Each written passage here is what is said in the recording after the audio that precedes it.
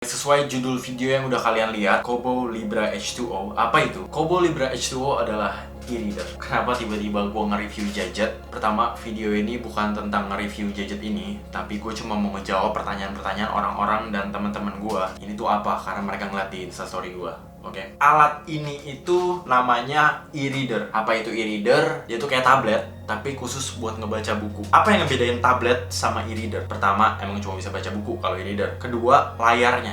Layar e-reader itu beda jauh sama layar tablet atau layar HP. Itu 300 ppi dan lu bisa lihat dari manapun. Jadi itu ibarat kayak kertas, tapi lu lapisin kaca aja. Jadi kalau lu baca buku lama-lama di e-reader, itu nggak bakal pusing kayak lu baca buku di tablet atau handphone. Kayak kalian udah ngerti sekarang e-reader itu apa? Nah, device e-reader yang biasanya orang-orang pakai itu either Kindle atau Kobo. Bedanya apa? Kindle base-nya dari US, Kobo base-nya dari Canada. Kindle dari Amazon, Kobo dari Rakuten. Jadi ya sebenarnya kayak beda company aja, tapi device-nya masih sama-sama e-reader. Kayak handphone lah, beda merek aja gitu. Oke, pertanyaan paling dasar yang ditanyain teman-teman gue atau orang-orang, kenapa lebih milih e-reader dibanding buku fisik asli? Pertama, gue nggak pernah bilang kalau gue lebih milih e-reader dibanding buku fisik. Tapi konteks gue sekarang itu mendorong banget gue untuk memiliki sebuah e-reader. Kenapa? Karena pekerjaan gue suka pergi-pergi dan gue demen baca buku. Gue suka bawa buku biasanya sambil traveling. Beberapa orang mungkin pernah lihat, dan itu kurang efektif. Kenapa? Kadang gue pengen bawa lebih dari satu buku, atau emang bukunya tebel, itu tuh kalau dibawa-bawa ribet. Tapi kalau lu pakai e-reader, lu tuh bawa segala buku yang lu punya, yang udah lu beli. Jadi ibaratnya tuh ini kayak kantong ajaib Doraemon yang isinya buku.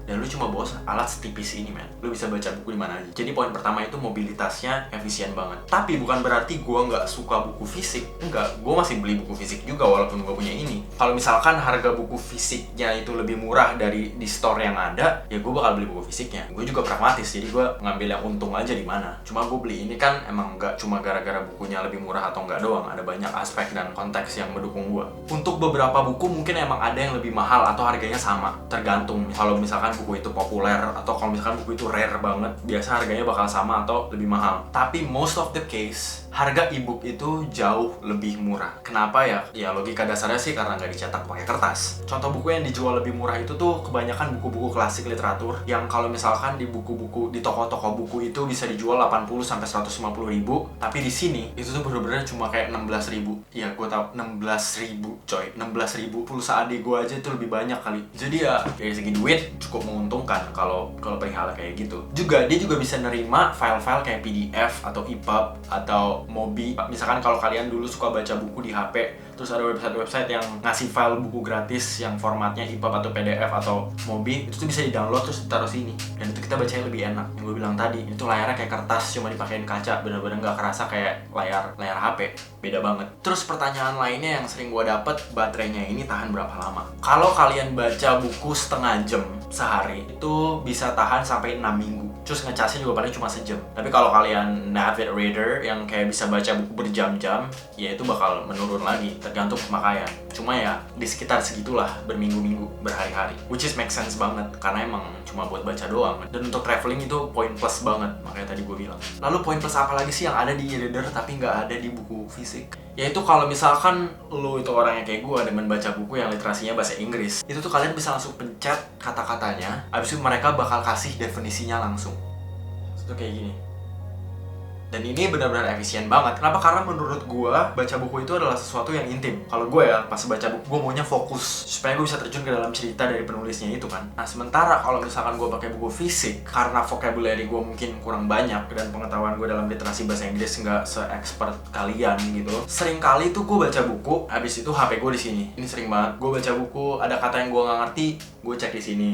Ada kata yang gue ngerti, gue ngecek di sini. Alhasil apa? Pertama, gue suka ke distract sama aplikasi-aplikasi dan notifikasi-notifikasi yang ada di HP gue. Kedua, mata gue jadi gampang pusing. Karena kadang kalau misalkan gue search, abis itu sini definisinya panjang, itu gue harus ngerti. Gue akan spend waktu mata gue ke HP gue yang which mata gue tuh lemah. Jadi gampang pusing, gampang capek kalau ngeliat layar-layar kayak gini atau PC. Dan itu mengganggu banget. Yang tadinya gue pengen baca buku lama, pengen gue baca berapa halaman gitu, akhirnya kepotong karena mata gue udah pusing duluan. kebingungan. Tapi kalau pakai e-reader ya gue tinggal pencet langsung keluar definisinya. Jadi gue nggak perlu ke distract, gue nggak perlu ngeliat ke layar HP lagi, mata gue pun jadi nggak pusing. Dan ya emang selama ini gue baca buku ini berjam-jam gue nggak pernah pusing matanya, karena emang kayak ngeliat kertas aja sebenarnya. Pertanyaan yang paling umum lagi adalah harganya berapa. Jadi yang gue punya ini adalah Kobo Libra H2O. Ini harganya sekitar $170 kalau lo beli di Kanada langsung. Tapi kalau misalkan di Indonesia gue dapet sekitar 3,9. Ya emang mahal sih jujur. Mungkin kalau kalian nggak suka baca itu bakal pecah banget palanya. 3,9 itu bisa dapet iPad second. Tapi ya menurut gue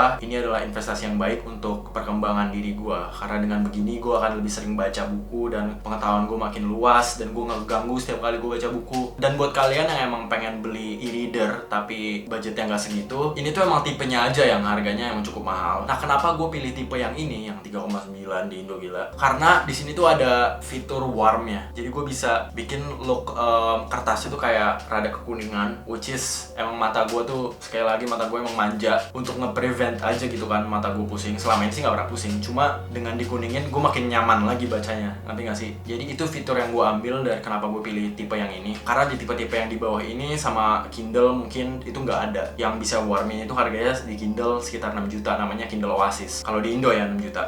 Nah, buat kalian yang emang pengen beli e-reader tapi budgetnya nggak sampai segitu, ada banyak tipe-tipe lain di bawah ini yang harganya lebih murah. Contohnya kayak Kindle Paperwhite atau Kobo Clara HD. Dua tipe itu udah bagus, harganya juga jauh di bawah, sekitar 1,5 sampai 2 juta. Dan menurut gue itu investasi yang bagus kalau kalian emang suka baca buku. Emang investasi yang paling bagus itu untuk edukasi. Baca buku itu kan mengedukasi wawasan kita. Jadi ya, apakah gue menyarankan kalian untuk beli ini? Ya untuk pembaca buku, menurut gue ini adalah salah satu alat yang harus kalian punya. Ya udah segitu aja sih. Kayaknya gue nggak tahu mau apa yang mau dibahas lagi. Ini tuh benar-benar kayak iPad, tapi benar-benar khusus buat baca buku doang. So I don't think ada yang bisa dibahas lagi. Jadi ya segitu aja penjelasan gue tentang alat apa sih ini yang suka nongol di instastory gue. Kalau penjelasan gue kurang jelas, kalian bisa google lebih di Google. Emang video ini bukan buat nge-review gadget. Gue cuma ngejelasin ke orang-orang yang emang kemarin tuh sempat nanya-nanya. Ya jadi segitu aja. Gue videonya nggak ada outro-nya. Jadi